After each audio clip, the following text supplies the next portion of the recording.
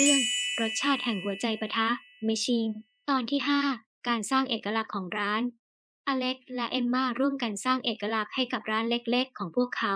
อเล็กเสนอให้เอมมาจัดเมนูพิเศษที่เปลี่ยนแปลงทุกวันโดยเน้นการใช้วัตถุดิบสดใหม่และการปรุงอย่างพิถีพิถันทั้งสองคนใช้เวลาในการพัฒนาอาหารที่ไม่เพียงแต่รสชาติดีแต่ยังสามารถถ่ายทอดความรู้สึกและเรื่องราวให้กับผู้ที่รับประทานนอกจากนี้ เขายังช่วยเอมมาจัดการตลาดและประชาสัมพันธ์ร้านให้คนทั่วไปได้รู้จักเอมมารู้สึกว่าการทำงานร่วมกับอเล็กช่วยเติมเต็มความฝันของเธอในการมีร้านอาหารที่เป็นของตัวเองกดติดตามเพื่อรับชมตอนที่6ความสำเร็จเล็กๆที่เริ่มต้น